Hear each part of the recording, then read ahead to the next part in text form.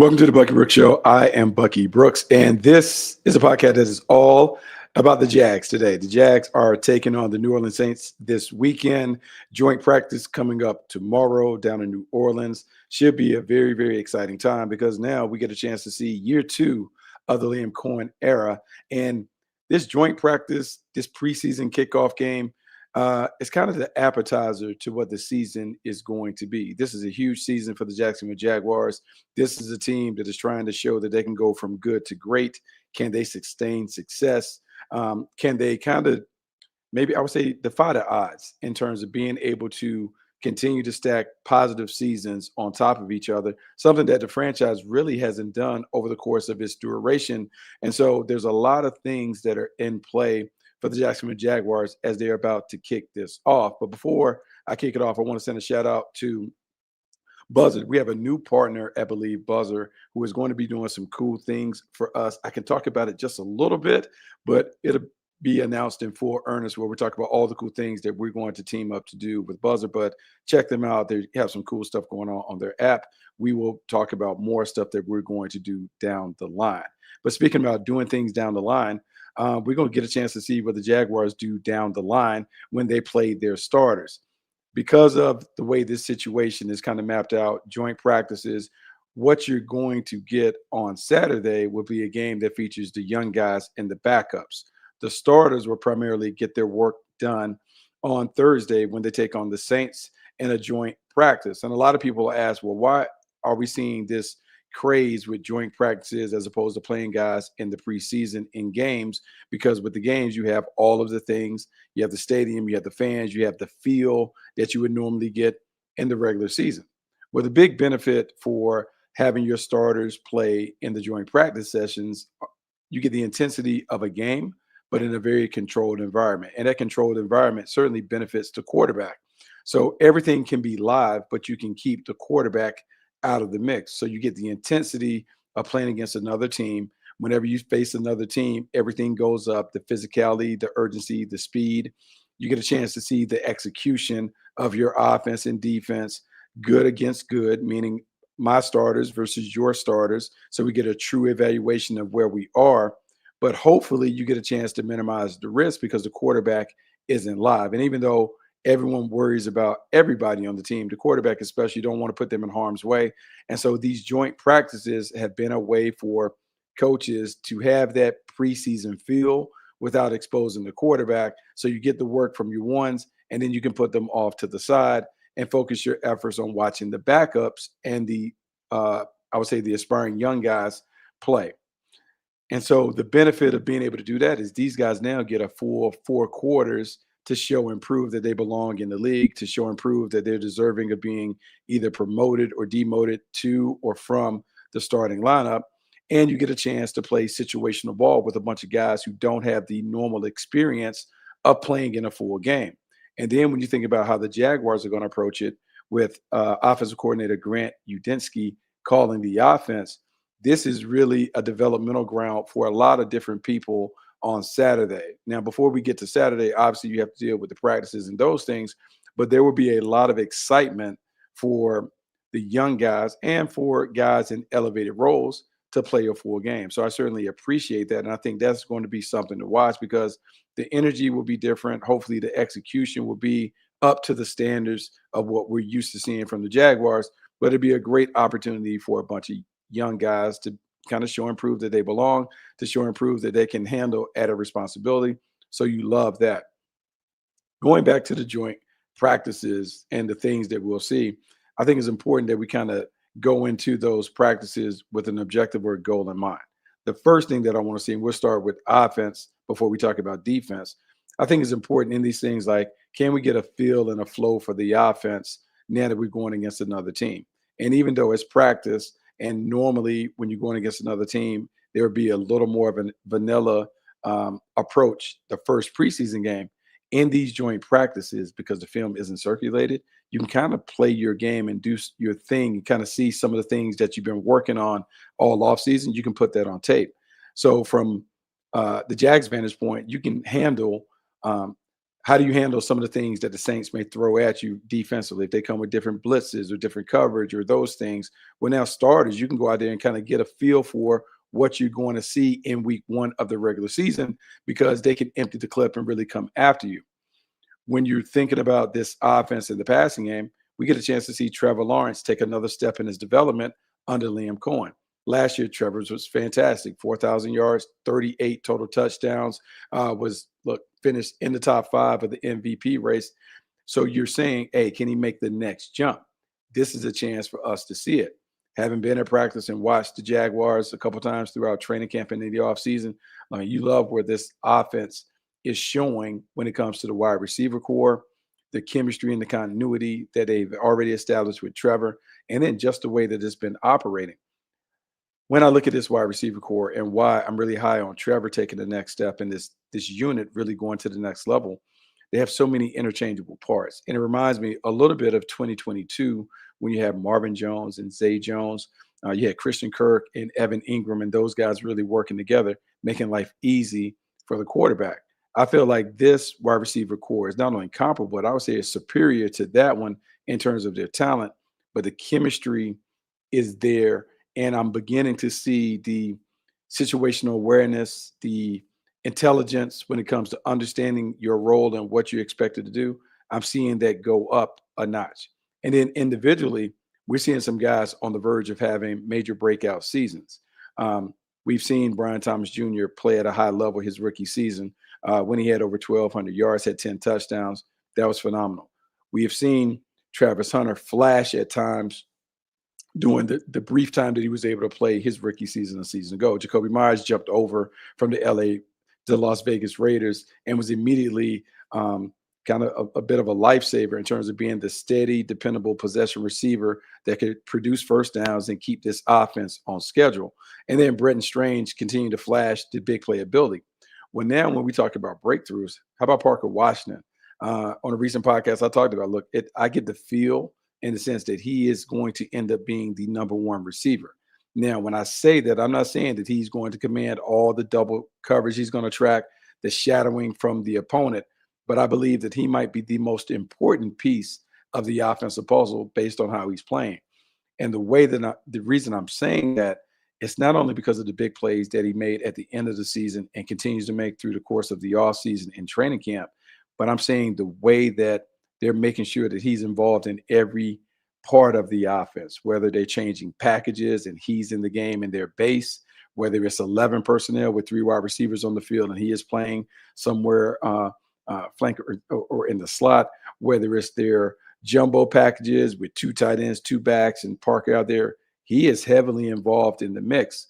And then when you begin to hear the reports in the building about him being the first one in, the last one out, how people are chasing him as they're chasing greatness, you love the maturation that he's showing. You love the work ethic. And more importantly, you love the performance that we're beginning to see. Some of you guys have had an opportunity to see the clips of him making big play after big play each and every day. Well, when you begin to do that on the practice field, naturally it carries over and you'll begin to see those things happen in the game. I'm not saying that he supplants Brian Thomas Jr., Jacoby Myers as the number one, but I do feel good about him being the focal point and the featured playmaker in this offense at various times over the course of the season. Against the Saints in joint practices, we'll get a chance to see how that plays out. Now, I got to warn you, when we talk about the joint practices, we need to be aware that, there are a lot of injuries that are impacting the offensive line. So you won't get a chance to see maybe the first team offensive line, and that certainly can impact everything. Cole Van Lannon, Walker Little, Emmanuel Pregnon, everyone they're kind of dealing with different things that may prevent them from being fully available on Thursday. And if you think about the long-term play, hey, you want to make sure you guys are ready for week one. So if they're unable to go here, you play on young guys to get a chance to step up and play in those first-string roles, and we'll see how they fare against another set of starters from the Saints when it comes to their defense. Lastly, we'll talk about the running game. This will be a chance for us to see Chris Rodriguez and Bashar Tootin figure out who is going to be RB1. It'll be a practice session, but these guys are listed as co-starters right now. Well, we get a chance in inside run and team drills to see who appears to be the more productive player, the guy that can shoulder the heavy workload and kind of be the guy that can be the one that you're saying, hey, when we put the starters out, we want this guy in? Or is it a situation where we have to divvy up the carries and say that Tootin plays when we're thinking about this part of our offense, Rodriguez plays when we're going to a different part of our offense, and we'll figure out how all those dimensions add up. And don't forget, LaQuint Allen will have a role in some capacity. We have to figure that out. But this practice session will be a big part of that. Defensively, the big thing that you want to see is, can this defense pick up where it left off last year? Number one defense against the run, violent, physical, did really a good job of controlling the line of scrimmage. But just because you did it one year doesn't mean that it's guaranteed that you're going to do it another year. And the people that I'm looking at when it comes to stopping the run, Devon Hamilton was terrific last year. Best season that we've seen in his career, dominated, control the point of attack, and that made life easy for Josh Hines Allen and Trayvon Walker to be able to control the edges, with Foye Oluokun being able to run and chase from tackle to tackle, controlling the box. Teams had a tough time moving the ball on the ground against the Jags. And what that did is, because they were able to control the terms on early downs, it allowed them to have a lot of success on second and third down when it was obvious passing situations where they could begin to dictate the terms and create turnovers. Against the Saints, young quarterback in Tyler Shutt, physical offensive line, a team that's trying to find their identity. I want to see, how do they handle early Travis Etienne? How do they handle Alvin Kamara? Even though it's limited and it'd be a small sample size of what both of these teams are doing, if you're the defense, you want to make sure you dominate those matchups, particularly on the ground. 9-on-7 inside run periods, that has to be a win for the Jaguars to show us, hey, that the defense is exactly what we thought it would be, and they'll continue to be a dominant defense on that side. Now, I talked about Foye Oluokun, but the position beside him is wide open. Ventrell Miller, Branson Coombs are competing for the starting will linebacker spot, the spot that was vacated by Devin Lloyd when he signed the big blockbuster deal to go to the Carolina Panthers. In Ventrell Miller, you got the thumper, the guy that really plays well against the run. I would say a guy who's a bit of a vocal leader when he's out there, because you hear him and you feel him. But Branson Combs is a terrific athlete who kind of gives you the range, the athleticism, the movement skills that you want at that position. Has some sneaky pass rush ability. Can he close the gap and eventually overtake Ventrell Miller to be the starter by the time we get to opening day? How he fares in these practices, how he fares when he gets a chance in preseason games, that'll go a long way determining if he can be the number one and supplant Ventrell Miller. I talked a lot about the running game and the run defense and how dominant that unit is. But man, the secondary is really one of the bright spots of this team that I think we'll talk about throughout the course of the season. We saw that Monteric Brown was re-signed to a nice deal to make sure that he's in place as the second corner on this defense. Jordan Lewis comes back to be the nickelback. Jarian Jones got tremendous experience last year having to fill in and start some games and play a couple different roles for this team. So where does he fit in the mix? But Travis Hunter being a big part of the defensive puzzle now that we're talking about him being the starting corner on the left side. People are worried about his role. Is he a two-way player? How are they going to use him? Is he going to be packaged on offense and defense and those things? I would say that when I look at him and when I watched him in practice, look, he might not be a full-time two-way player, but he certainly is going to be a man and a half player, meaning he's going to be a full-time starter on defense. He's going to be a part-time player on offense, and they'll find a way to make sure that he gets in where he fits in, but he's going to be a tremendous asset to this team offensively and defensively. Defensively, he's a big part of it because I haven't seen many people with the instincts that he has on the perimeter. Not that he's a shutdown corner. He's a playmaker, meaning that when the ball is in his area, tips, overthrows, errant passes, he's going to find a way to be around it and make plays. We have seen that already happen in practices when you look at the clips of him turning the ball over and making plays. This is what he did really, really well at Colorado. And even though he won the Biletnikoff Award for being the best wide receiver, I've always believed that he was a much better defensive back prospect, and I think we'll get a chance to see that play out. Now, he'll get a chance on offense to be the number 3, number 4 receiver. They'll figure out ways to work him in. But for this defense and what they need now, they need someone that can turn it over on the island. That means Travis Hunter is going to play a ton.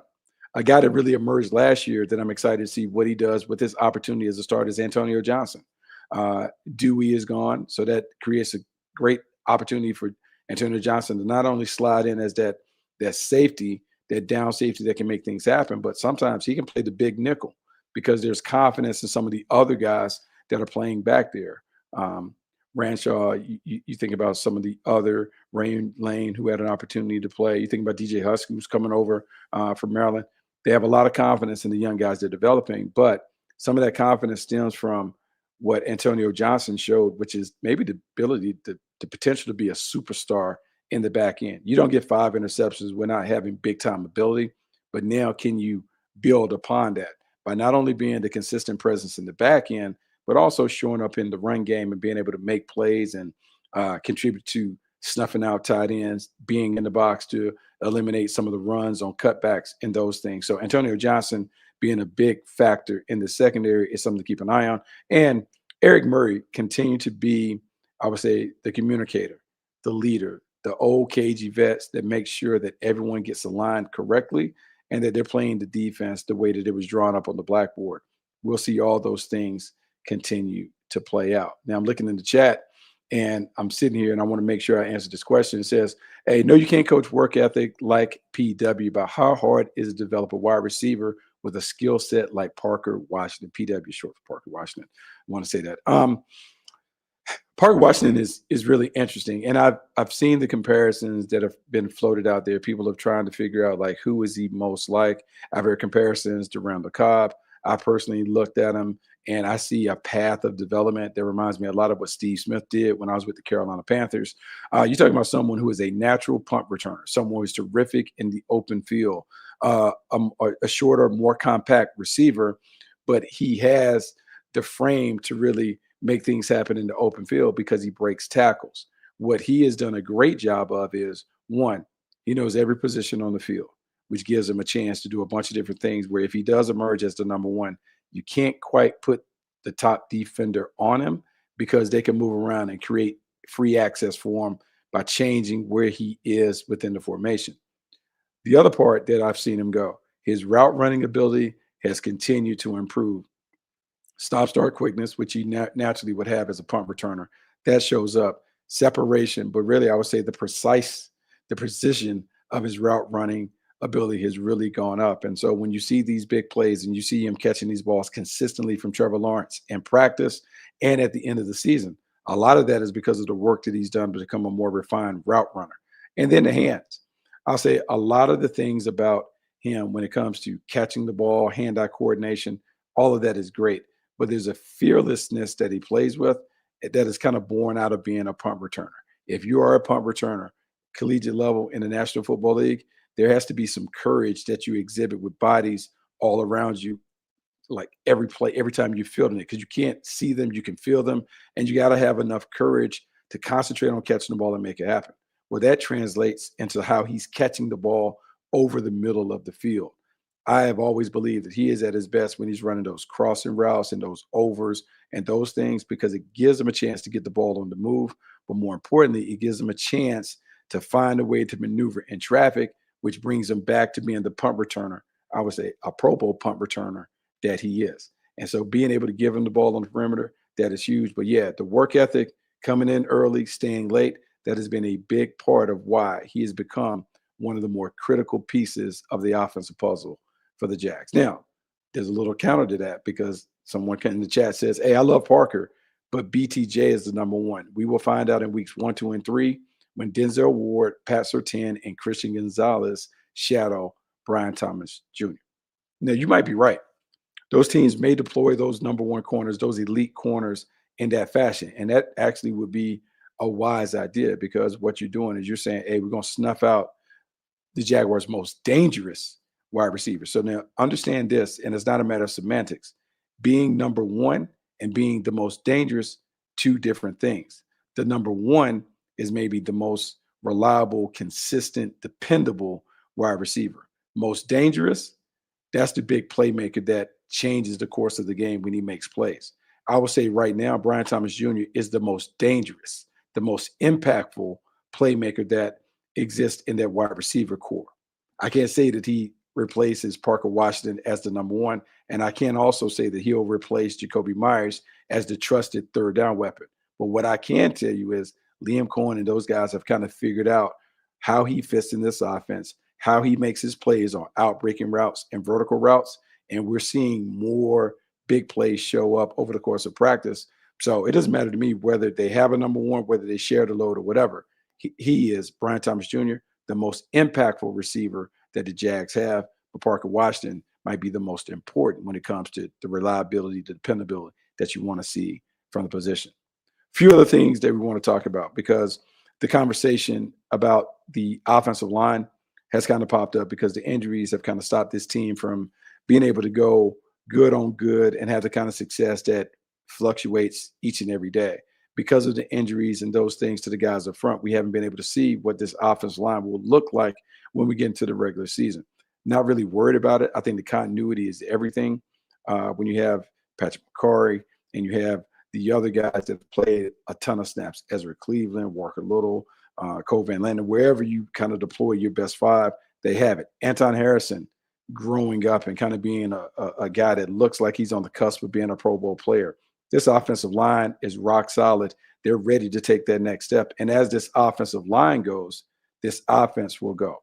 Now, I want to see how some of these young guys who have an opportunity to play, how they show up and do they show out when they get their chance. But the offensive line is probably the least of my concerns. I am worried about the running game, but it's not because of the offensive line. It's more so, do we get the big time back that can show up and kind of give you maybe some of those yards that were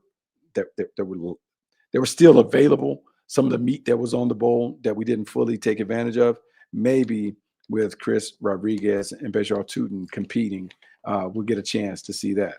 Now, the other thing, when we get to the weekend, and now that we're talking about the first preseason game, how would the young guys play? And so there's a lot of conversation about the young guys. Obviously, people on the outside weren't happy about the draft. They weren't happy about the order and those things. So this will be the chance for people to see Nate Burkhardt. They'll be able to see Tanner Kozil, those two tight ends. We'll get a chance to see maybe a little bit of the vision for the Jaguars and why they took two tight ends. And particularly, they took one that was more of a blocking tight end, and Burkhardt. Why did they take him early as opposed to waiting to where many of the people speculated? Well, we'll get a chance to see that play out. We'll also get a chance to see the defensive lineman that is kind of shown in when we talk about Albert Regis, third-round pick coming from Texas A&M, and up the field penetrator, a guy that doesn't necessarily look like the rest of our guys, but gives them a change of pace option at the point of attack. I've already talked about in the back end, Jalen Husky being able to be a factor, being a safety with corner ability. How do they utilize him? Can they tap into some of that versatility as we get to going? So the young guys, how they handle the responsibility, how they handle the bright lights. I'm gonna be honest with you. Most of the moves that we see made on the depth chart tend to happen right after this game. For all of the great things that we preach about patience and waiting for the guys to develop, it's a right now league. And so these young guys that are coming in, they need to show us right now that they can handle it, that they can make big plays. Two other guys that I want to mention. I think this guy could be maybe the star of the preseason when it comes to wideout. CJ Williams. CJ Williams has got a lot of buzz. There's a lot of excitement about him, and seeing if his solid production on the practice field can translate to really solid production on the game field on game day, and can he earn a role that we'll see him have an opportunity to play more down the stretch, meaning can he earn the trust of the coaches where, hey, they see him as a guy that needs to be dressed out every week. He needs to be on the active roster. He needs to be on the active 46 so he can have a chance to play. Not only does he need to prove it when it comes to being able to catch the ball and run routes and those things, can he carve out a role on special teams? And speaking of special teams, Demon, keep your eyes on Josh Cameron.